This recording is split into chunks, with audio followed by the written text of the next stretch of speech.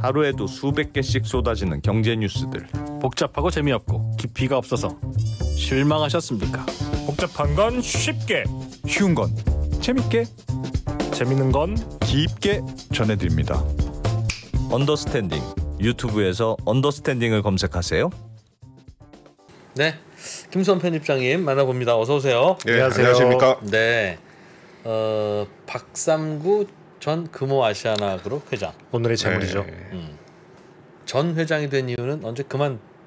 예, 물러나셨죠. 예, 그 검찰에 기소되고 하면서 물러나셨는데 그 어제 그 1심 판결이 나왔죠. 이제 2% 말씀대로 검찰이 10년을 구형을 했는데 그 판사가 재판부에서 똑같이 10년을 구형을 했거든요. 보통 뭐 우리가 흔히 보는 그 재판은 뭐 검찰에서 한 10년 구형하면 뭐 재판부는 한 3년 구형하든지 뭐 3년의 집행유예 뭐 이런 식으로 뭐 그 흔하게 봐왔잖아요. 그렇죠. 근데 깜짝 놀랐습니다. 정말 판사가 10년을 구형을 해서 지금 보석 재판 중이었거든요. 작년까지 이제 구속 상태에 있다가 올 3월에 보석으로 불구속 재판을 받고 있었는데 이번에 이제 보석이 취소되면서 바로 법정 구속이 됐죠.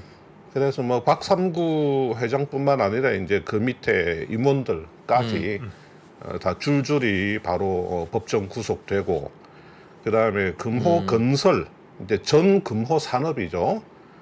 금호건설도 벌금 그 2억 원을 두들겨 맞았어요. 그래서 이 판사가 지금 보통 이런 류의 이제 그 재벌 총수와 관련된 사건들을 보면 뭐 예를 들어서 혐의가 뭐 한 대여섯 개 있잖아요. 그러면 거의 반타작이거든요. 3개는 유죄, 뭐 3개는 무죄. 일반적으로 그렇죠. 이제 이렇게 나오는데 이건 거의 그 유죄율이 거의 90~5% 정도 됩니다. 그러니까 이 이슈가 됐던 부분은 지금 다 유죄로 다 나온 거예요. 이게 대표적으로 뭐가 있냐면 금호산업 주식을 그 매입을 하면서 계열사 자금을 횡령을 했다. 3,300억. 근데 이것도 유죄 나왔고, 그 다음에 아시아나가 가지고 있던 금호터미널 지분을 그 사계상 박삼구 회장이 가지고 있는 개인 회사 금호기업이 저가로 매수를 했다. 이것도 이제 배임으로 유죄를 받았고, 그 다음에 이제 금호 계열사들이 그 박삼구 회장 개인 회사 금호기업에 아주 저리로 자금을 대여를 해준 거, 이것도 유죄를 받았고, 그 다음에 아시아나 기내식 사업 있잖아요. 기내식 사업 그 저가에 그 매각한 거, 양도한 거, 이것도 유죄를 받았고, 지금 유죄를 안 받은 사안이 없습니다. 그 딱 하나 뭐 지원 행위에서 그 공정거래법상의 지원 행위 쪽에서 이제 무죄 나온 거, 이거 유일하게 이거 딱 하나 있고 다 지금 유죄예요. 근데 지금 판사, 이게 우리가 이제 양형 이유를 보면 이 판사가 어떤 생각을 갖고 있는지를 이제 바로 알 수가 있거든요. 이 양형 이유에 보면 지금 금호그룹의 이익 여하와 상관없이 오직 박삼구와 그 가족의 그룹 지배권 회복만을 목적으로 계열사 자금을 총수 개인 소유처럼 사용하고 계열사의 우량 자산을 박삼구가 지배하는 회사 소유로 옮기고 계열사의 그 손해와 희생을 바탕으로 박삼구가 자기 개인 회사의 채무를 변제하거나 박삼구에게 이익이 되는 거래를 했다, 이렇게 돼 있습니다. 그러니까 이 판사도 이 재판을 하면서 되게 좀 빡쳤던 것 같아요. 이 그런 표현이 굉장히 지금 강하게 묻어나 있습니다. 보니까 괘씸하다. 굉장히 그 아주 죄질 불량으로 이렇게 보는 것 같거든요. 근데 지금 박삼구 회장의 이런 그 혐의는 오랫동안 이제 많은 매체들을 통해서 또는 또 시민단체들이 뭐 고발도 했던 사안이었는데, 공정거래위원회가 그 조사를 해가지고 검찰 고발을 하면서 지금 검찰이 본격적으로 손을 댄 그런 사안이거든요. 이게 뭐 쭉 굉장히 복잡한 사건들이 많습니다. 이거 그렇죠. 이 총괄적으로 다 그 이해를 하려고 하면 너무 힘들어요. 그래서 지금 제가 몇 가지 핵심적인 사안들만 굉장히 좀 심플하게 간단하게 추려서 어떤 일이 있었는지 그거를 좀 말씀을 드릴게요. 2006년에 금호아시아나 그룹이 대우건설을 인수를 하죠. 그랬죠. 그때 6조 4천억에 인수를 합니다. 그 당시에 국내 최대 M&A였어요. 맞습니다. 그 캠코가 가지고 있던 대우건설 지분 뭐 한 76%를 6조 4천억에 사거든요. 그때 이제 금호아시아나 그룹이 돈이 없으니까 FI들, 그 파이낸셜 인베스터들, 재무적 투자자들을 많이 끌어들입니다. 네. 그래서 외부 투자자들의 도움으로 대우건설을 인수를 하고 한 2년쯤 있다가 또 대한통운을 인수를 해요. 그래서 금호아시아나가 뭐 일약 재계 그 공기업 빼고는 재계 순위 톱5에 올라갑니다. 5위, 6위 정도. 그 당시에 저도 금호아시아나 그룹에서 전화를 많이 받았어요. 한진그룹보다는 우리를 앞에 써야 된다, 이제는. 예, 이제는. 자산 순위로 지금 거의 톱5 수준까지 올라갔다. 그래서 기사를 쓸 때, 뭐, 예를 들면, 뭐, 삼성, LG, 뭐, 현대차 어쩌고 쓸 때, 4대 그룹 다음에 바로 우리가 들어가야 된다. 뭐, 이런 이제 전화를 받았던 기억도 있어요. 예. 그랬는데 이게 이제 우리가 흔히 말하는 승자의 저주가 돼버린 거죠. 예. 그 당시에 그 FI들한테 풋옵션을 다 보장을 해줬거든요. 그게 풋옵션이라 뭐냐면 하면 FI들이 환불 나중에 금호에다가 주식을 되팔 수 있는 권리. 대우건설 대우건설 주가가 주식을. 안 오르면 네, 그렇죠. 금호그룹이 뭐 원가에 되산다. 네. 원가가 아니고 수익률을 더한 34,000원에. 가격. 그러니까 그 당시에 그러니까 금호아시아나 그룹이 대우건설을 인수를 할 때 네. 대우건설 주가가 한 15,000원 정도 됐어요. 15,000원짜리 주식을 뭐 26,000원에 인수를 했단 말이에요. 네. 그러니까 많이 경영권 프리미엄을 프리미엄 붙여서 붙여서. 인수를 했지. 네. 근데 이제 FI들이 도와줬잖아요. 네. 그 FI들이 나중에 금호에다가 대우건설 주식을 되팔 수 있는 권리를 줬단 말이에요. 그게 34,000원에 보장을 해줬거든요. 나중에 돈 벌면 FI들 지분까지도 금호가 사들이려고. 예를 들어서 그 대우건설 주가가 나중에 뭐 한 4만 원 정도 간다. 네. 그러면 FI들 입장에서는 FI들이 대우건설 주식을 아, 가지고 있잖아요. 그럼 시장에서 팔겠죠. 시장에서 팔면 4만 원에 파는데. 근데 만약에 주가가 뭐 한 2만 원이다. 네. 그러면 당연히 금호에다가 이 34,000원에 너네들이 되사가라 하겠죠. 예. 풋옵션이 있으니까. 예. 그 당시에 뭐 박삼구 회장 생각은 이 주가가 뭐 한 4만 원, 5만 원까지 갈 거라고 생각을 했겠죠. 대우건설 네. 주가가. 예. 그런데 그 풋옵션 행사 시점은 점점 다가오는데 대우건설 주가는 만 원대에서 맴돌았단 말이에요. 그러니까 예. 풋옵션 행사 가격은 34,000원인데 주가는 만 원대에서 머무니까 그 차액만큼 순수하게 금호아시아나가 현금으로 FI들한테 꼬로박아야 된단 말이에요. 그게 몇 조가 된단 말이에요. 네네. 그러니까 이제 유동성 위기설이 돌고 실제로 유동성 위기가 온 거죠. 예. 그래서 이제 그룹이 굉장히 힘들어지니까 이제 자금이 말리고 2010년에 금호산업은 워크아웃을 들어가요. 돈이 없어서. 돈이 없으니까. 그 돈을 FI들한테 돌려주긴 줬습니까? 아니요, 그때 이제 못했죠. 결국은? 네, 결국은 못했죠. FI 교체를 시도를 했어요. 다른 FI들이 기존의 FI들이 가진 대우건설 주식을 떠가는 식으로 그렇게 되면 이제 풋옵션을 좀 연장을 시키는 거죠. 그렇게 시도를 했는데 그게 안 됐어요. 그게. 네. 그게 안 됐는데 그 2010년에 이제 이 그룹 계열사들이 두 개로 나뉩니다. 한 무리는 워크아웃을 들어가고 네. 또 한 무리는 조금 사정이 나은 무리들은 채권단하고 자율협약을 하는 거죠. 자율협약. 예. 그 FI들하고. 채권단. 아니 채권단하고 채권단하고 사는이죠. 산은하고 산은 뭐 우리은행이란 채권단하고 그러니까 대우건설 이제 인수할 때 그 FI들한테 빚진 것도 있고 FI들한테 빚진 빚진 것도 또 다른 있고. 빚도 있었나 봐요. 그럼요. FI들한테 돈 빌린 거 말고 그러면 대우건설 인수할 때 금호아시아나가 자체 자금으로 한 것도 아니에요. 자기들은 또 대출을 받은 겁니다. 거기서. 네. 그러다 은행 빚도 보니까 내고 친구한테도 빌렸군요. 그러니까. 그렇죠. 그러니까 이게 회사가 이제 완전히 빚더미 회사인데 네. 그 박삼구 회장이 그래서 이제 승자의 저주라고 하는 거죠. 그러니까 이제 그 채권단이 야 금호 산업 너네는 상황이 되게 안 좋으니까 이제 워크아웃 들어가자. 네. 아시아나항공 너네는 그래도 조금은 낫다. 너네는 이제 스스로 벌어 먹고 살 정도는 되니까 우리하고 자율협약하자 해서 계열사들이 이제 그렇게 두 분류로 나눈 거예요. 네. 그러니까 그 당시에 이미 금호아시아나는 사실상 그룹이 반 해체된 거랑 마찬가지였어요. 상황적으로는. 네. 그런데 이제 그때 그래가지고 금호 산업은 100대 1 감자를 합니다. 대주주. 그다음에 일반 주주들은 4대 1, 5대 1 감자를 하거든요. 네. 그러니까 박삼구 회장은 금호 산업이라고 하는 게 그 금호 그룹의 이제 사실상의 지주회사였는데 이제 금호 산업에 대한 지배권을 상실하게 된 겁니다. 100대 1 감자를 당하니까. 네. 근데 이제 그때 산원이 큰 실수를 하나 하죠. 박삼구 회장한테 나중에 이제 채권단 지배하에 들어가게 되잖아요. 감자를 하고 채권단이 출자 전환을 해버리니까 금호 산업은 이제 채권단이 대주주가 됐는데 나중에 어차피 채권단은 금호 산업을 매각을 해야 되니까 네. 우리가 금호 산업 지분 털 때 박삼구 회장하고 그 아들 박세창 씨한테 우선 매수권을 준 겁니다. 그때 우선 매수권을 준 거예요. 그러니까 이제 박삼구 회장은 이제 이 그룹에 내가 지금 금호 그룹을 내가 다시 되찾겠다 하는 뭐 그런 이제 야욕을 불태우면서 2013년, 2014년께부터 이제 그룹을 어떻게 재건시킬 것인가 그거를 이제 그게 이제 몰두하는 거죠. 네. 그러다가 2015년 2월달에 채권단이 이제 금호 산업의 매각에 착수를 합니다. 15년 2월달에 이제 금호 산업을 매각을 하려고 하니까 박삼구 회장이 내가 사겠다.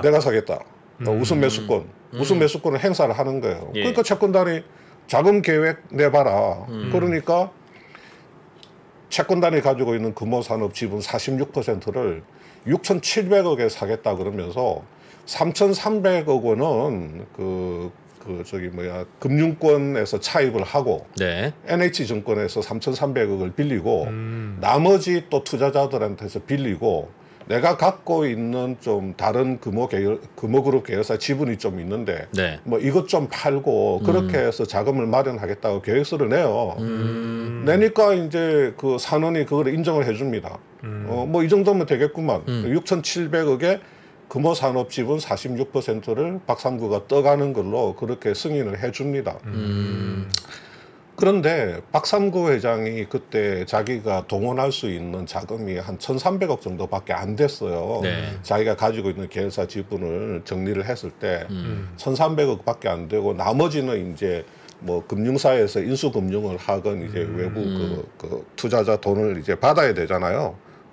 그때 산원이 그 박삼구 회장한테 경고를 합니다. 계열사 자금 활용할 생각하지 마라. 계열사 자금 안 된다. 계열사 자금은 공정거래법상의 이슈도 있고 계열사 자금을 활용을 해서 지금 금호산업 지분을 박 회장 당신이 이렇게 떠가는 거는 우리는 인정 못한다. 그러니까 이제 박삼구 회장이 저 전혀 그런 생각 없습니다. 저 자금 동원할 수 있습니다. 이렇게 된 거예요. 그렇게 계열사한테 빌리지는 말아라. 계열사 자금 다른 빌린다든지 증권사한테 빌리는 건 그렇게 하지 마라. 이제 이렇게 된 거예요. 네. 왜냐하면 계열사들도 뭐 자금 사정이 이제 그렇게 넉넉지가 못한 상황이고 예. 그리고 그 당시에 박삼구 회장이 어차피 금호그룹을 사실상 또 완전히 뭐 금호그룹에서 완전히 손을 뗀 게 아니고 회장으로서의 역할을 하고 있었기 때문에 어떤 계열사의 압력을 행사한다든지 해서 돈을 마련할 수 있으니까 계속 이제 그 경고 메시지를 보낸 겁니다. 그 경고 메시지를 보냈는데 이 박삼구 회장이 이제 그 당시에 그 5천만 원짜리 회사를 하나 세워요. 자본금 5천만 원짜리 회사. 그게 예. 금호 기업입니다. 5천만 원짜리 자본금 5천만 원짜리 회사를 하나 딱 세우니까 자기가 지분 100% 지배하는 회사죠. 예. SPC죠. 그냥 페이퍼 페이퍼 컴퍼니입니다. 컴퍼니. 예. 그걸 이제 딱 세워놓고 그룹 재건 이제 계획을 자기 밑에 이제 휘하에 이제 부하들하고 그룹 재건 계획을 세웁니다. 예. 근데 NH한테서 3,300억 원을 빌리기로 했어요. 대신에 이제 금호산업 지분을 담보로 잡히면 되는 거죠. 그렇죠. 그렇죠. 이제 집 살 때 근데 대출 받아서 집 사는 거랑 그렇죠. 똑같은. 예. 그러니까 이제 2015년 12월 말까지 채권단에 돈을 넣어야 되는데 예. 12월 초에 NH에서 이거 대출 못 하겠다 이렇게 돼 버린 거예요. 그 당시에 이제 NH 금융지주에서 이거 뭐 금호하고는 좀 자금 거래를 좀 하지 말라는 식으로 이제 그렇게 이제 그 계열사들한테 메시지를 보내가지고 농협 회장님이. 예. 그래서 이제 NH투자증권이 이제 이거 대출 어렵겠는데 이렇게 돼버렸죠. 그러니까 이제 박삼구 회장 입장에서는 이거 뭐 이 지금 당장 위약금을 물게 생긴 거야. 위약금이 360억이야. 360억. 위약금 360억 물어야 되고 그다음에 우선 매수권을 상실할 위기에 처하게 되죠. 그래서 이제 막 머리를 쓰게 되는데 네. 희한한 방법을 쓰게 되죠. 그게 뭐냐면 가장 차입금 거래라는 겁니다. 가장 차입금 거래. 우리가 가장 납입이란 말은 들어봤죠. 네. 회사 유상증자할 때 그냥 명동 사채업자 돈 쏙 넣었다가 그래서 신주 받고 회사에서 그 돈 쏙 빼가 버리는 거. 가장 납입은 들어봤죠. 예. 가장 차입금 거래라고 하는 걸 해요. 왜 어떻게 하는 거예요? 하냐면 실제적으로는 금호그룹의 계열사들 자금을 동원을 하는데 외향적으로는 NH가 금호 기업에다가 돈을 빌려주는 그 모양새를 갖춘단 말이에요. 그렇게 해야지 산원이 인정을 해주니까. 계열사 돈 갖고 오라고 하면 안 되니까. 네, 그렇게 하면 안 되니까. 그게 어떻게 가능한 거예요? 그래서 어떻게 하냐면 이렇게 합니다. 자, NH투자증권이 그 금호 기업에다가 박삼구 회장의 개인 회사인 금호 기업에다가 돈을 3,300억 빌려주기로 그렇게 약정을 합니다. 네. 빌려주면 안 된다면 금호랑 거래하지 말라고 약정만. 그랬다면서요, 회장님이. 했는데 예. 그냥 그 생돈을 회사 고유 자금 생돈을 그렇게 거래를 하면 안 되는 거고 네. 금호에서 이제 그것 때문에 NH에다가 이런 식으로 하면 어떻겠냐고 이제 그 스킴을 만들어서 갖고 가는 겁니다. 예, 그 스킴이. 자, 예. NH증권이 금호 기업에 3,300억 그 대출 약정을 이제 맺습니다. 그러면 NH증권이 금호 기업에 대한 대출 채권이 생기겠죠. 네. 그렇죠. 그 대출 채권을 유동화를 시키는 겁니다. 자, 전직 금호 임원이 한 사람 있어요. 전직 금호 임원이 투자 자문사를 하고 있습니다. 예. 그 친구를 불러요. 야, 네가 자산 유동화 회사를 하나 세워가지고 NH증권한테서 그 대출 채권을 너가 떠와서. 이렇게 인수를 해. 대출 채권을 인수를 해서 그 대출 채권을 금융 상품으로 해서 팔아. 팔아. 계열사들에게. 투자자들을 모아 이렇게 되는 거거든. 근데 이제 그 투자자라는 안 사람들이 들어오겠죠. 우리 같은 사람들이 그 투자를 하면 아무 상관이 없어요. 네. 그 자산 그 대출 채권 NH증권의 대출 채권을 유동화 회사가 그 금융 상품으로 잘게 썰어서 살 사람 그러면 이제 우리 같은 사람들이 뭐 조건이 좋으면 이게 5% 수익률 저요 해가지고 막 들어와서 사면 되는데. 박삼구 회장 밑에 있는 사람들이 전략 경영실에 있는 사람들이 계열사 재무 담당자한테 전화 돌립니다. 야, 자산 유동화 회사가 ABCP 좋은 거 있더라. 그거 너네들 유유자금 얼마 돼? 300억? 넣어. 너는 너 1,000억 넣어. 너 200억 넣어. 너는 형편이 어려워? 50억 넣어. 뭐 이런 식으로 해가지고 3,300억을 만들어 버리는 거예요. 그러니까 이제 계열사 재무 담당들은 정확하게 구조를 모릅니다. 그걸 왜 몰라? 아유.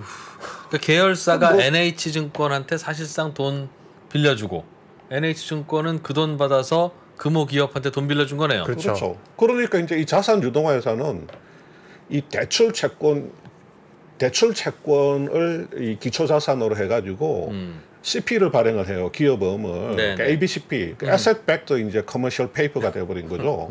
이 대출 채권이라는 자산을 담보로 해가지고 예. ABCP를 발행을 해가지고 금호 계열사들한테 이제 이걸 판단 말이에요. 근데 이제 금호 계열사 재무 담당들은 뭐 전략 경영실에서 야 이거 뭐 담보도 확실하고 이게 뭐 그렇게 손실 날 건 아닌 것 같으니까 돈 집어넣어. 그러니까 구체적으로 이 상품의 구조가 어떻게 되고 이 기초자산이라는 NH가 가지고 있는 그 기초자산이라는 그 대출 채권이 어디에 어떤 조건으로 나가는지 그런 거를 다 몰랐어요. 모르고 그냥 이게 이제 재벌 그룹의 경영 그 옛날식의 그 경영 구조 아닙니까? 그 CP는 그럼 NH증권이 발행한 CP예요? 유동화 회사가. 유동화 회사가. 조금 어려운데 전직 임원이라고 하는 NH증권이 발행한 거는 뭐냐면 CLN이라 그래가지고 그 크레딧 링크드 그 노트라 그래서 신용 연계 그 채권이라고 있어요. 그까지는 아실 필요는 없고 NH증권은 CLN을 발행을 하고 그 CLN을 또 그 기초로 해가지고 ABCP를 발행을 해가지고 자산 그 담보부 기업음을 발행을 해서 네. 금호 계열사들한테 돌린 겁니다. 그러니까 금호 계열사들은 계열사 재무 담당자들은 정확하게 아니 CLN을 누가 알아? 신용연계 채권을 누가 알아? 그런 구조를. 그럼 오로지 금호 기업의 신용도에 따라서 왔다 갔다 하는 금리입니까? 아니면 그렇죠. NH가 보증을 해줍니까? NH가 원칙적으로는 NH는 사실은 거기 쏙 빠져 있어요. 그 만약에 금호 기업이 3,300억을 상환할 능력이 안 되잖아요. 네. 그러면 NH가 가지고 있는 그 대출 채권하고 담보로 잡은 금호 산업 주식들을 예. 그 자산 유동화 회사가 다 그냥 떠나 버리는 겁니다. 네. 그런 식으로 이제 그러면 자산 유동화 회사가 떠난다는 말은 무슨 말이냐면 그 자산 유동화 회사가 금호 기업한테서 못 받아내면 금호 계열사들한테 원리금을 상환을 못 해준다는 거죠. 그렇죠. 예. 네. 그런 구조로 가게 되거든요. 그러니까 결국은 산원한테는 나 계열사 자금 손 안 대 했는데 실제로는 NH에서 야 그냥 우리 저 고유 자금으로는 대출 못 해주겠어. 그렇게 되니까 이런 스킴을 만들어 가지고 해서 결국은 금호 계열사들 돈 뽑아 가지고 네. NH의 투자 재원을 금호 계열사들이 만들어서 NH한테 갖다 바친 겁니다. 그런 거죠. 그래서 NH가 투자를 해주는 거죠. 그다음에 나중에 뭐 문제 생기면 자기들은 이제 뭐 빠져나갈 수 있는 어떤 장치들을 만들어 놨겠죠. 네. 이게 이제 가장 차입금 거래라는 거예요. 이거를 이 판사가 이거 횡령이야. 횡령이죠. 그렇죠. 이거는 횡령이지. 횡령이라는 게 그러니까 이제 금호 쪽에 그 박상구 회장 쪽에서는 뭐라고 이야기하냐면 그 ABCP를 인수했던 그 금호 계열사들이 나중에 다 원금 다 상환 받았다. 그리고 좀 이자도 좀 받았다. 그러면 문제 없는 거 아니냐. 근데 판사가 보는 횡령죄라는 것은 그런 게 아니죠. 돌려줘도 횡령이죠. 주주나 아니면 회사의 대표이사가 어떤 사적인 목적으로 임의로 어떤 회사 자금을 그 활용을 하게 되면 빼면 뺀 순간 횡령이다. 나중에 갚았든 아니든. 그게 뭐 회사의 어떤 좋은데 투자가 됐건 아니면 그래 했다가 금방 돈을 또 상환을 했건 그거와는 상관없이 횡령죄는 그냥 성립하는 겁니다. 그리고 이게 주식회사라는 게 이게 어떤 독립적인 그 하나의 또 권리 주체이기 때문에 이 주주 이해관계하고 회사의 이해관계가 충분히 따를 수가 있어요. 그래서 심지어 뭐 어떤 그 주총이나 이사회를 거쳐도 그 주총이나 이사회에서 그 결의된 그 자금의 처분 자체가 뭐 예를 들어서 회사의 뭐 총수의 어떤 사적인 목적으로 쓰이도록 허락을 해준다든지 그렇게 되면 그거 자체가 바로 횡령죄가 성립이 되는 겁니다. 야 이거 주총에서 통과됐는데 아니면 이거 이사회에서 다 통과된 건데 전혀 상관이 없어요. 임의로 사적인 목적으로 회사 자금이 쓰이게 되면 횡령죄가 충분히 이제 성립이 될 수 있다는 거죠. 나중에는 갚긴 갚았나 봐요. 무슨 돈을 갚았어요. 나중에 갚았어요. 네. 어디서 돈이 나서 어디서 돈이 갚았죠? 났느냐? 지금 법원에서 예. 이걸 갚은 것도 실질적인 변제를 안 봅니다. 왜 그러냐면 어디서 금호 기업이 네. 그렇게 해서 3,300억 하고 뭐 모아서. 박상구 회장이 1,300억 하고 뭐 찔찔 모아가지고 찔찔 모아서. 6,700억 해가지고 금호산업 샀죠. 금호산업 샀단 말이에요. 네. 46% 샀단 말이에요. 그 다음에 금호기업이 뭘 하냐면 아시아나 항공이 가지고 있는 자회사 금호터미널을 인수를 합니다. 금호터미널이 지금 뭐 이번 재판 과정에서도 판사는 한 5천억 이상의 기업 가치가 있다고 그렇게 법원에서는 판단을 했던데 네. 이 금호터미널이라고 하는 회사가 뭐 이 전국에 그 많죠. 고속터미널 좀 네. 부지가 좀 있어요. 특히 이제 광주 고속터미널 네. 거기 부지가 있는데 거기에 신세계 백화점하고 이마트가 입점해 있습니다. 맞습니다. 근데 이제 이 신세계하고 이마트가 2013년도에 그 금호터미널하고 계약을 해요. 2033년까지 20년 동안 우리가 여기서 영업을 하겠다 이 부지에서 그러면서 전세금으로 5천억을 줘요. 와. 그러니까 금호터미널은 그 5천억의 그 전세 네. 보증금이라고 하는 이제 캐시를 가지고 있고, 네. 그 다음에 한 1,500억에서 2,000억 원 가량의 여기저기 회사들에 대한 채권도 가지고 있고, 그리고 이게 부동산 그쵸. 알짜 부동산이 많아요. 터미널이니까. 네, 네. 예. 그 아주 그 좋은 부동산들을 많이 가지고 있는 알짜 회사죠. 우선은 이제 캐시가 많은 회사죠. 이거를 갖다가 금호 기업이 2,700억으로 평가해 가지고 바로 인수를 해버립니다. 그러니까 아시아나 항공은 그냥 앉은 자리에서. 회장이 2,700억 밸류에이션 됐다고 야 내놔 그러니까 아시아나 항공은 그냥 2,700억 원에 그 알짜 그 금호 터미널 지분 100%를 금호 기업에다가 갖다 바칩니다. 예. 근데 아시아나 항공 이사회가 터미널 팔리기 하루 전에 이사들이 통보를 받은 거예요. 이사들이 통보받은 게 아시아나 항공 자회사 금호 터미널을 2,700억 원에 매각하기로 했다. 내일 이사회에서 이거 논의한다. 이사들 다 와라. 그러니까 이제 이사들은 뭐 자료도 제대로 못 보고 어떻게 밸류에이션이 됐는지 그것도 모르고 이사회에서 질문이 나왔어요. 공정하게 됐겠죠? 그러니까 이제 예, 그럼요. 아주 공정하게 평가됐습니다. 예, 좋은 가격입니다. 이거 2,700억. 그러니까 문제 없겠죠? 그러니까 뭔 문제가 있겠습니까? 예, 알겠습니다. 하고 이제 사인해 준 겁니다. 그래서 2,700억짜리 금호 터미널을 2,700억의 금호 터미널을 갖고 와가지고 금호 기업이 합병을 해버리잖아요. 네. 거기서 역합병을 해버리잖아요. 그러니까 합병을 해버리면 어떻게 갑자기 돈이 됩니까? 생깁니다. 금호 터미널이 가지고 있는 캐시가 바로 금호 기업의 캐시가 되잖아요. 와우. 그런 거 가지고 상환하는 겁니다. 그 다음에 금호 터미널이 컬옵션이 있었어요. 금호 고속에 대한 컬옵션이 있었어요. 그때 금호 고속 지분을 네. 어떤 펀드가 가지고 있었는데 옛날에 구조조정 과정에서 금호 고속 지분이 펀드한테 넘어갔는데 그 펀드가 가지고 있는 금호 고속 지분에 대한 컬옵션을 금호 터미널이 가지고 있었단 말이에요. 그러니까 네. 금호 터미널을 인수해서 합병을 해버리니까 금호고속도. 당연히 금호 고속도 컬옵션 행사해가지고 금호 고속도 나름 이 그 영업 현금 흐름이 제법 좋죠. 짱짱하게 나오는 회사란 말이에요. 그러니까 금호 고속에서 나오는 영업 현금 흐름 회사 다 합병해가지고 그거 가지고 금호 산업 인수할 때 들어갔던 돈, 이 돈, 저 돈 이제 다 상환한 겁니다. 그러니까 판사가 이야기를 하잖아요. 오로지 자기의 사적인 이익을 위해서 철저하게 계열사들의 손실을 바탕으로 그룹을 재건시킨 아주 좀 질 나쁜 행위라고 이야기하는 게 이제 그런 데 있는 거죠. 이야기하다 보니까 오늘 좀 많이 흥분된다. 작은 이야기를 해야 되는데. 그래서 지금 금호에서는 이 지금 3,300억 그 횡령 부분에 대해서 우리가 자산 유동화 회사를 세우고 한 게 뭐 어떤 그 횡령을 하기 위한 목적으로 어떤 그런 그 유동화 회사, 그 네. SPC 유동화 회사를 만든 게 아니라고 주장하는데 재판부의 생각은 전혀 다릅니다.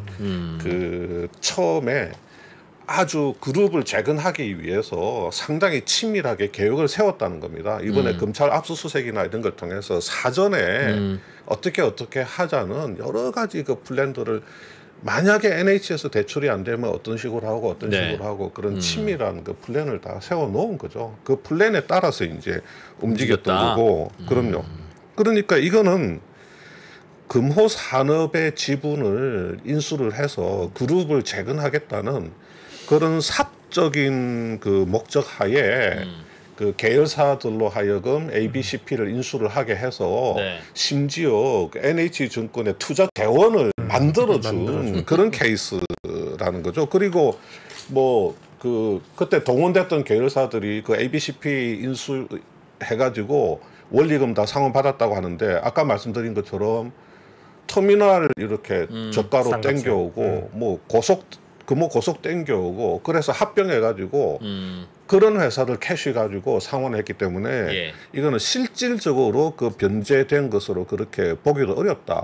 애초에 그런 계획을 세워놓고 그런 것을 실행을 했기 때문에 그때 어떤 뭐 경영적인 판단에 따라서 한 게 아니고 애초에 그런 계획을 세워놓고 실행에 옮길 것이기 때문에 이걸 어떤 뭐 실질적으로 변제됐기 때문에 문제가 없지 않느냐, 변제된 걸로 보기 어렵다, 뭐 그런 그 이야기죠. 대우건설을 잘못 인수해서 그 돈 물어주느라고 풋옵션 물어주느라고 날린 계열사가 금호산업 하나예요? 그러니까 아시아나나 이런 거는 그냥 멀쩡하니까 박삼구 전 회장이 아시아나항공도 이제 그렇게 멀쩡한 회사는 아니었는데 갖고 있었던 건가요? 네.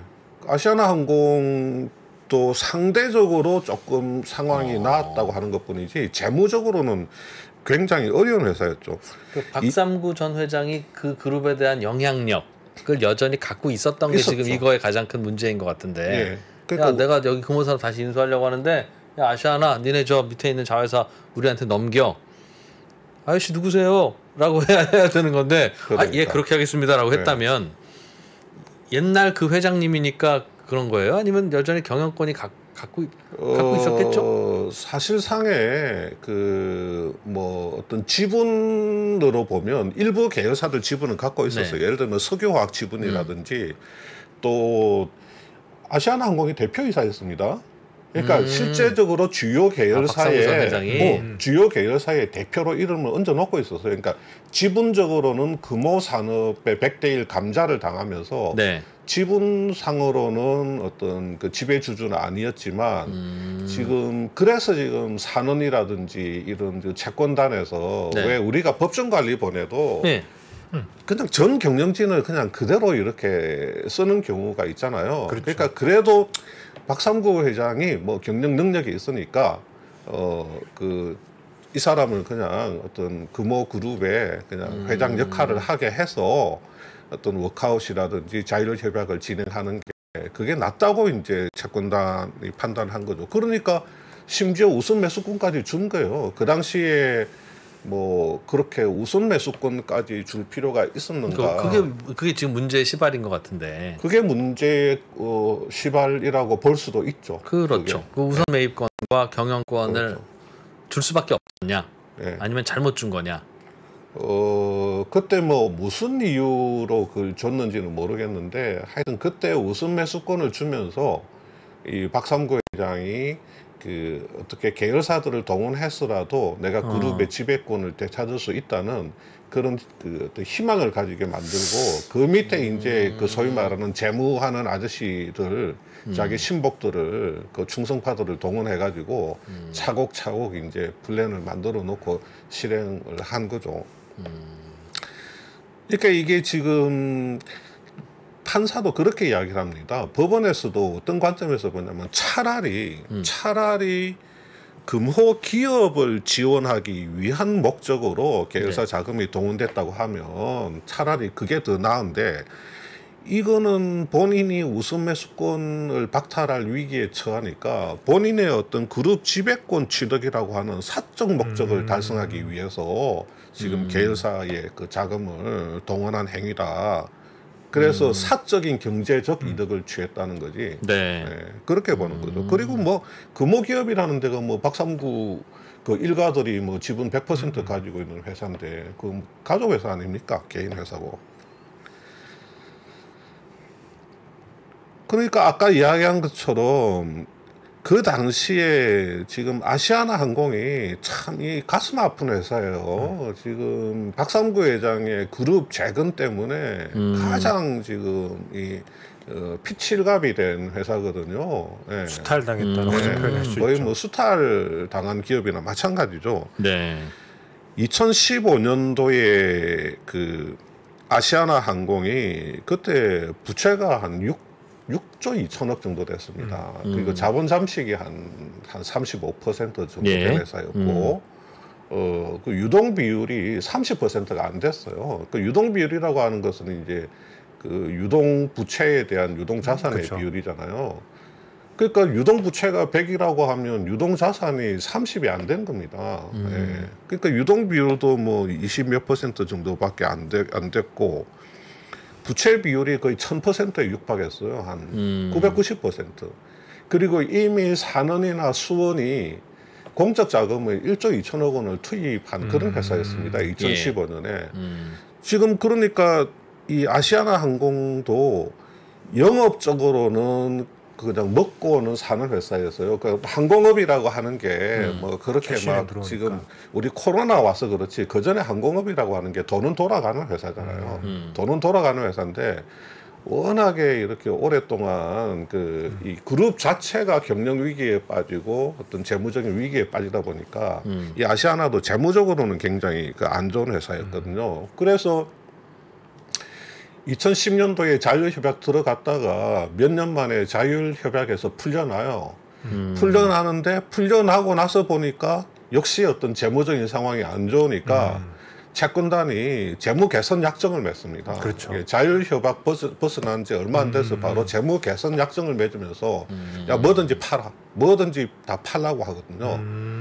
그때 이제 아시아나 항공이 가진 가장 알짜가 금호터미널이죠. 이 금호터미널을 어떻게 하든지 비싸게 팔아가지고 아시아나 항공이 빚 갚을 것 같고 뭐 이렇게 해야 되는 상황이죠. 네. 이렇게 해야 되는 상황인데 이게 이제 박삼구 회장이 금호산업 인수하면서 돈을 많이 땡겼었잖아요. 그래서 이제 야 아시아나 항공이 가지고 있는 금호터미널 저거 금호기업이 갖고 오자. 그러면서 밑에 이제 임원한테 야 김상무 네가 알아서 해봐. 가치 평가해보고 하고 이제 지시를 하니까 싸게 갖고 와야 되잖아요. 싸게 갖고 와야 돼. 네. 근데 그때 산은이 어쨌든 재무구조선 약정을 맺은 채권단이었는데 2,700억에 판다라고 하는 걸 허락을 해줬나 보네요. 산은이 그때 왜 그렇게 멍청한 그 생각을 짓을 했는지 이해가 안 그거는 좀 미스테리인데 우선 매수권 중고부터 시작해가지고 뭐 산은이 지금까지 뭐 하는 거 보면 뭐 시원하게 뭐 깔끔하게 뭐 한 거 기억나는 거 뭐 한번 이야기해 보세요. 뭐 없긴 아주 하죠. 정말 훌륭하게 잘했다고 생각되는 거. 그 산은이 대우조선 2015년도에 거기 CFO로 가가지고 그쵸. 그렇게 분식이 벌어지고 있는 것도 하나도 그 산은에서 나가지고 모르고 이익 냈다고 성과급 파티를 한 게 산은 아닙니까? 그렇죠. 그러니까 2015년 7월에 산은이 뭘 하냐면 이 금호 산업의 그 가치 평가를 합니다. 이게 팔아야 되니까. 예, 예. 그래서 산은이 15년 7월에 금호산업 가치평가를 해요. 근데 금호산업 가치평가를 하려고 하면 금호산업 자회사가 아시아나 항공이야. 네. 그렇죠. 근데 아시아나 항공의 또 그 또 밑에 터미널. 자회사가 터미널. 금호터미널이야. 네. 했겠죠. 그러니까 야, 이 금호터미널 이거 좋은데 해서 회계법인한테 야, 금호터미널 저거 한번 밸류에이션 한번 해보지 이렇게 지시를 한 거야. 그러니까 이제 회계법인이 금호터미널 밸류에이션을 해요. 15년 7월 달에. 네. 그때 이제 그 한 두 개 회계법인이 우리가 소위 말하는 DCF라고 하는 방법을 써요. 디스카운티드 캐시플로우. 네. 현금 흐름 할인법을 쓰거든. 했더니 5,800억에서 5,900억 정도가 나와요. 예. 그 산은이 그때 그 평가를 했다니까. 해가지고 야 이거 터미널이라는 게 이게 한 5,800~900억 정도 나오는구나 하는 숫자를 자기들이 받아봤어요. 예. 근데 2,700억에 네. 파는 걸 허락을 했다는 그리고 거네요. 이제 그 2015년 말 기준으로 그 DCF 말고 이게 터미널이 비상장사니까 뭐 비상장사는 사실 여러 가지 방법으로 평가를 할 수 있잖아요. 터미널을 이제 또 그 상정법으로 상속증여세법으로 한번 평가를 해봐라. 네. 그런데 이제 이 상정법으로 평가를 하려고 하면 상정법도 기본적으로는 시가가 중요하죠. 비상장사니까 만약에 최근에 실제로 거래된 가격이 있다 그러면 그게 최우선이지. 그게 이제 시가가 되는데 최근에 뭐 거래된 가격이 없다 그러면 보충적 방법이라 그래가지고 그 보충적 방법은 두 가지를 쓸 수가 있어요. 자, 이 회사가 뭐 예를 들어서 비상장사인데 좀 예를 들어서 부동산 같은 게 많다. 자산이 좀 짱짱한 회사다. 예. 자산이 짱짱한 회사 같으면 그 자산 가치를 좀 봐요. 그래서 자산 가치를 가중치를 한 3 정도를 주고 수익 가치, 이 회사가 앞으로 돈을 얼마나 벌 수 있는가 수익 가치는 2 정도를 봐주거든. 근데 그렇게 뭐 부동산 같은 그런 자산이 짱짱하지 못한 뭐 일반적인 회사다 그러면 수익 가치를 가중치를 더 많이 줘요. 예. 수익 가치를 3으로 주고 자산 가치 이제 자산 가치는 이제 2 정도 이렇게 보거든요. 그래서 이런 보충적 평가 방법이라고 하는 걸 쓰는데 그 당시에 금호터미널은 시가가 없었어. 가까운 그 과거에 이렇게 실제로 거래된 게 없으니까 상속 증여세법상의 보충적 그 방법을 썼는데 거기서도 한 5,700억 정도 밸류에이션이 나온 겁니다. 그러니까 최소한 아무리 못돼도 5천억은 넘는 회사라는 거지. 그런데 2016년 4월 달에 실제로 금호 기업이 인수할 때 2,700억에 떠갔단 말이에요. 뭐 금호 기업이 터미널을 왜 떠갔겠어요? 현금이 필요하니까. 터미널이 가지고 있는 현금이 필요하니까. 네. 그렇겠네. 그 2,700억도 아시아나 금고로 들어간 거니까 나중에 빼먹으면 되겠네요. 그렇죠. 당연히. 그러니까 보세요. 아시아나 항공은 대표가 박삼구야. 예. 아시아나 항공은 대표가 박삼구고 아시아나 항공이 가지고 있는 자회사를 떠가겠다고 하는 금호 기업은 네. 거기는 박삼구가 대주주야. 거의 개인 회사. 가족 회사야. 개인 회사야. 네. 그러니까 이해상충이 생기잖아요. 법원에서도 정말 나쁘게 보는 이유가 그겁니다. 이렇게 이해상충이 생기면 정말 다양한 방법으로 밸류에이션을 하고 정말 최대한 객관적인 방법으로 밸류에이션을 해서 네. 아시아나 항공같이 저렇게 상황이 좋지 않은 회사가 회사의 주주라든지 채권자들이 손해를 보지 않게 주주 가치가 훼손되지 않게 그렇게 해야 되는데 이건 산원에서도 그 최소 5천억 이상 밸류가 나온다고 평가한 회사를 예. 2,700억 밸류를 매겨가지고 갖고 가버렸단 말이에요. 어떻게 했느냐? 회계사 불러가지고 야 이거 우리가 볼 때는 2,700억 정도, 뭐 2,000억대 후반 정도 보면 많이 나오는 것 같은데 이렇게 계속 언지를 주는 겁니다. 회계사한테. 그러니까 회계사가 무슨 말인지 알잖아요. 예. 3,000억 안 넘게 2,000억 후반대에서 숫자를 뽑아내라는 거 아닙니까? 그렇죠. 네. 그러니까 실제로 회계사가 DCF를 돌려가지고 그렇게 만들어 2,600억에서 2,700억으로 만들어 준 거죠. 네. 그렇게 만들어 준 겁니다. 근데 그때도 그 상속증여세법상의 보충적 방법을 썼어요. 예. 상정법상의 보충적 방법이 DCF는 많은 어떤 추정과 가정 뭐 전제가 들어가잖아요. 예. 웍, 그 이제 뭐 가중 평균 이제 그 자본 비용 같은 거 뭐 이런 거 연구 성장률 같은 거 그다음에 추정 재무제표 5년치 추정 재무제표 만들고 많은 어떤 추정과 가정이 들어가는데 DCF를 하게 되면 미래의 그 숫자를 가지고 하는 건데 상정법상의 보충적 방법은 과거의 재무제표를 가지고 한단 말이에요. 예. 그러니까 이거 회계사가 이제 해봤지. 상정법상의 보충적 방법으로 하니까 이 숫자가 많이 나오는 거예요. 이게 뭐 한 4,500억, 5,000억 정도 나오니까. 네. 그러니까 이제 박삼구 회장 쪽에서 깜짝 놀란 거야. DCF는 야 연구 성장률 1%로 하고 그거 뭐 저기 말이야 그 저기 그 가중평균 자본 비용 야 그거 저 좀 뭐 많이 이제 한다든지 해서 이제 할인율 높인다든지. 근데 이거 저 상정법상의 보충적 방법은 그런 유도리가 상대적으로 거의 많이 없단 말이에요. 그러니까 뭐라 그러냐면 야 상정법 이거 좀 배제시키는 그런 논리를 좀 개발해봐. 회계사한테 야 이거 DCF로 가야 되겠어 이거 무조건 DCF로 간다.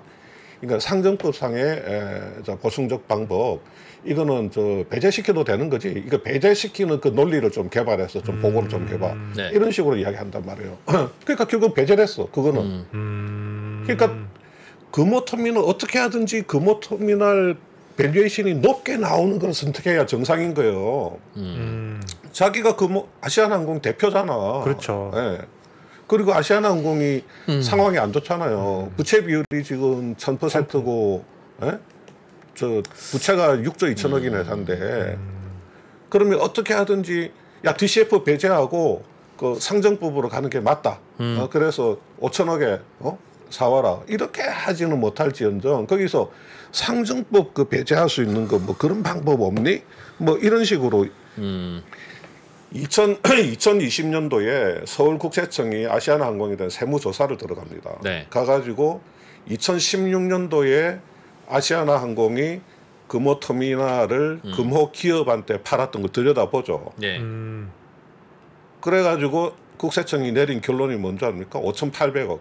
금호 5,800억. 터미널은 상정법으로 해가지고 5,800억이었는데. 근데 5,800억에 거래되는 게 2,700억에 거래됐잖아요. 그래서 아시아나항공이 세금을 800억인가 900억인가 두들겨 맞은 겁니다. 그때 싸게 팔았으니까 법인세 안 냈잖아. 싸게 파는 바람에. 그러니까 야 이거 봐라. 법인세 안 냈네? 법인세 탈루했네? 그때 서울국세청이 5,800억으로 밸류에이션 상정법으로 하면 5,800억이다. 이렇게 그 결론을 내린 거죠. 이거를 어떻게 봐야 될까요? 그러니까 박삼구 전 회장은 이렇게 할 니즈도 있고 인센티브도 있고 있을 것 같아요. 그러니까 뭐 박삼구 잘못한 거지만 저 사람은 왜 저렇게 했을까 하는 생각은 안 들어요. 내가 박삼구라도 그렇게 하고 싶을 것 같네. 방법이 있다면. 이런 구조가 되어 버리니까 야 이러면 되는 것 같은데? 라고 하면 당연히 하겠죠. 그러니 그 당시로 돌아가서 자 그럼 어떻게 했어야 이거를 막을 수 있나 근데 생각해 보는데 보니까 사는이 그 당시에 그 채권단이었고 그 헤드였으면 박삼구 전 회장을 아시아나의 경영진으로 계속 남겨두는 일 그리고 금호산업을 매각할 때 우선 매수권을 박삼구 전 회장한테 준 거 이것 때문에 이걸 기반으로 그렇게 돌아갔는데 그거 왜 줬을까? 라고 생각해 보면 사는 입장에서는 넣기 싫은 돈 일단 넣었잖아요. 금호산업이 망하면 안 되니까 호남 기업이기도 하고 그럼 그 돈 잘 회수하는 게 목적 아니겠습니까? 그렇죠. 그렇죠. 이걸 회수하려면 금호산업을 누구한테 팔아야 되는데 외국 계좌번한테 팔면 여론이 안 좋을 거고 그렇죠. 은행한테 팔 수는 없고 그럼 결국은 금호산업을 다시 되팔려면 삼성, 현대, SK 뭐 이런 데다 팔아야 되는데 선뜻 살 리가 없을 수 있잖아요. 그죠? 그러면 계속 끌려다녀야 되고 그러느니 그 계열사 자금을 어떻게 해서 박삼구가 다시 사가게 하는 게 박삼구한테도 좋지만 죄송합니다. 나이 많으신 분한테 박삼구님한테도 좋지만 사는도 그거 말고는 답이 없으니 그렇게 해서 다시 되팔자. 그럼 우리 회수하면 되는 거 아니냐. 근데 뭐 방법의 문제 아닐까요? 그 방법은 결국은 계열사 돈 빼는 건데 그렇죠. 보통은 사채업자들이 코스닥 회사 인수하면 코스닥 회사가 갖고 있는 그 회사 자금을 어떻게 뭐 투자한다고 하고 가져가고 뭐 이렇게 해서 빼내서 가져가잖아요. 근데 불법이잖아요.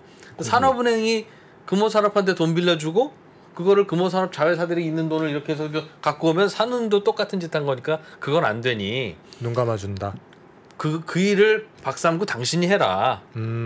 그리고 그 돈 우리한테 좀 우리는 빠이빠이고 그렇게 하는 거지. 그거를 박삼구님 가세요라고 하고 있다가 전문 경영인이 계속 하고 있으면 그건 나중에 어떻게 할 거냐. 산업은행 계속 끌려가는 거지. 지금 그런 계산한 거 아닐까요? 그 말도 이제 일리가 있고 사는 사람들이 산업은행 사람들이 지금 뭐라고 그러냐면 이제 보니까 이런 재판들을 거치면서 우린 정말 몰랐다. 그러니까 계열사 자금을 그렇게 끌어와 가지고 NH에다가 이렇게 밀어 넣어서 아까 말한 가장 차입금. 네.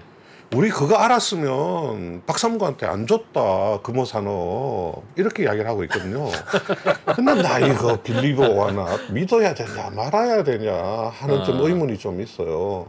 물론 산은에서는 펄쩍 뛰죠.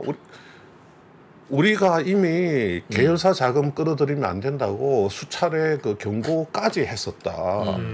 그리고 그랬기 때문에 우리가 그걸 알았으면 우리가 당장 스톱해서 그 거래 나가리 시켰다. 네. 근데 정말 몰랐다 이렇게 하는데 야 이거를 이렇게 모른다고 하는 게 정말 그러면 금호 애들이 정말 은밀하게 비밀 첩보 작전처럼 그렇게 한 것이냐.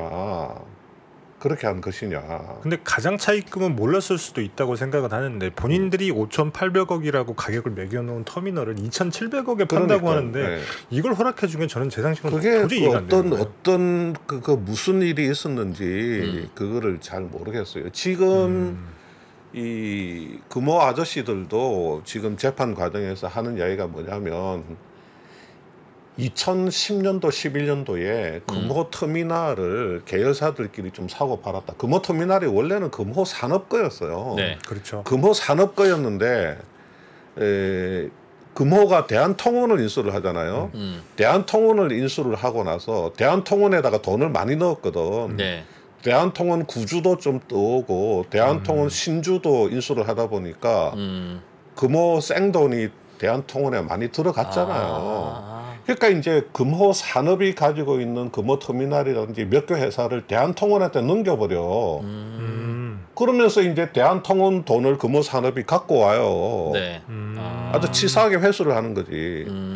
대우건설 인수하고 어떻게 했어요? 대우건설 인수한 지 얼마 안 돼서 대우건설 유상 감사합니다.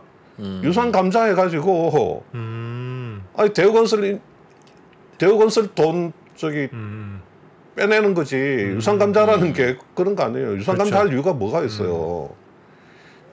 인수하고 피인수 기업에 그 자기들 돈 들어가면 어디 계열사를 팔아먹든지 유상 감사를 하든지 해가지고 그거를 다시 뽑아내는 이런 거를 해왔잖아요. 그러니까 나쁜 짓인데 당연히 10년형 받은 게 싼데 나쁜 짓인데 앞으로도 계속 이런 것 같다. 문제는 왜냐하면 우리나라는 재벌 그룹 10대 그룹 중에 10대 그룹이라고 하는 게 당연히 위험한 사업하다가 크는 거 아니겠습니까? 그럼 위험한 사업하면 당연히 망하기도 하겠죠.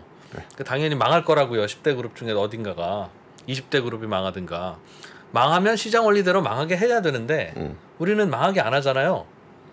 당연히 근로자들 어디로 가냐? 그러면 결국은 사는 수출입은행 뭐 이런 데가 들어가잖아요. 대마불사죠. 대마불사잖아요. 그럼 나라 돈 들어가면 그 나라 돈을 회수하려면 누군가한테 팔아야 되는데 그거를 외국계 자본한테 그럼 팔자, 사모펀드한테 팔자를 오케이 하면 깔끔한데 그것도 안 하죠. 그러니까 우리나라는 망하게도 안 해. 외국계 기업한테도 팔면 안 된다고 해. 그러면 답이 뭐가 있나요? 나라 돈이 들어가서 계속 썩거나 아니면 회수할 때 누구한테 팔 사람이 삼성이 인수하겠어요? SK가 인수하겠어요? 그러면 계속 썩거나 아니면 이렇게 뒤로 이렇게 해가지고 계열사 돈으로 빼거나 둘 중 하나니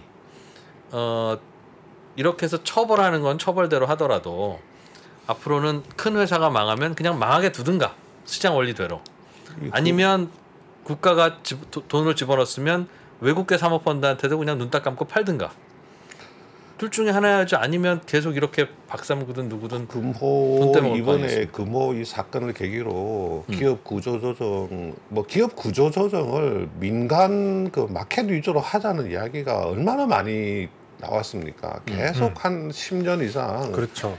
예를 들면 저 정책 그 은행들보다는 그 민간 자금 뭐 지금 저 민간에도 이제 사모펀드라든지 이런 그 굉장히 큰 회사들이 많으니까. 그쪽 중심으로 해야지 효율적으로 돌아간다고 뭐 말은 뭐 지금 그 한 10년 전부터 꾸준히 나오고 있지만 현실적으로는 그렇게 잘 되지도 않는 것 같아요. 선거가 너무 잦아서 그래요. 선거가 잦아서 뭐 선거가 그런 너무 건지 잦아서 모르겠는데. 갑자기 그러니까 우리도 예를 들면 무슨 해운사 살리자고 여론이 있잖아요. 여론이 있으니까 살렸잖아요. 그렇죠. 그럼 살리자고 주장하는 분들한테 1,000만 원씩 내라.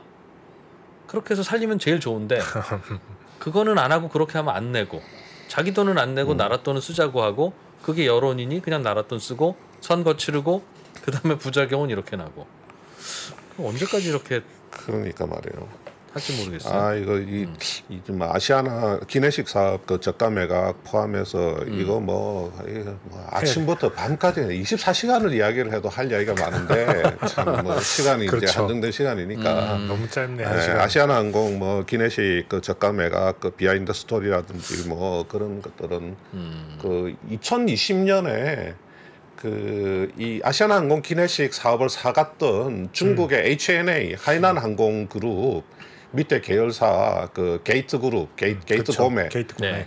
그 하이난항공그룹이 그 아시아나항공 기내식 사업을 인수를 할 때 그 EY 언스타 앤 영 네. EY를 자문사로 썼거든요.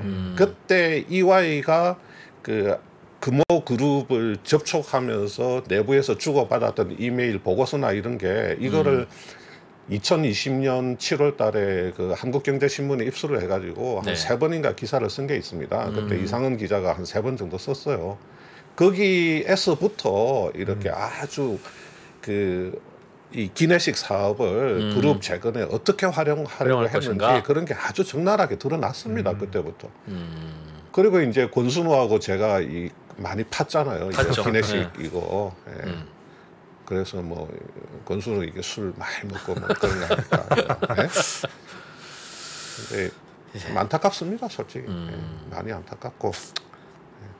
뭐 안타까울 것까지야 뭐 처벌하면 되는데 뭐 처벌한다고 끝날 일이 아닌 것 같아서. 그 기업에 딸린 식구들이 많이 있으니까 안타깝죠. 그러니까 딸린 식구들이 안타까우면 도와줬다가 외국계라도 팔아야지. 그러니까 외국계한테 파는 건 안 되고 은행이 인수해도 안 되고 대기업이 인수해도 안 되고 외국가한테 뭐 못 팔 이유가 뭐가 있는지 모르겠어요.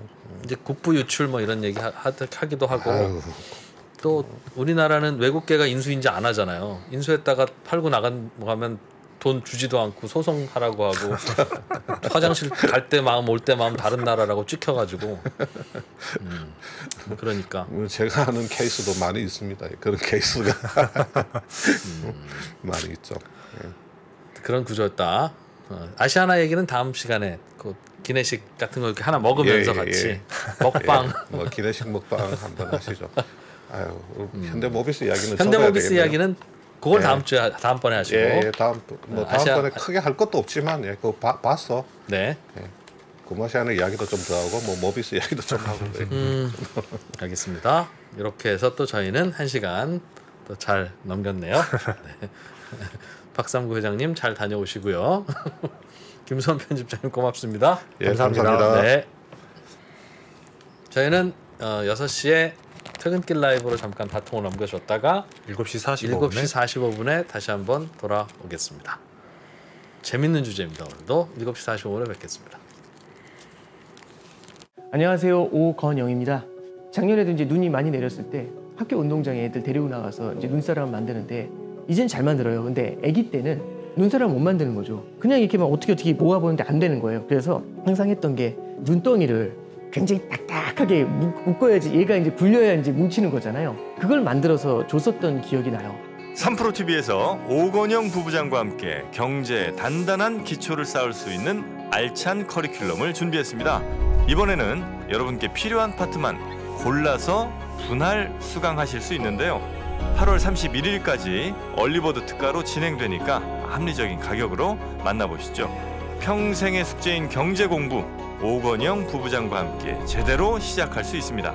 지금 바로 영상 아래 링크를 확인하십시오.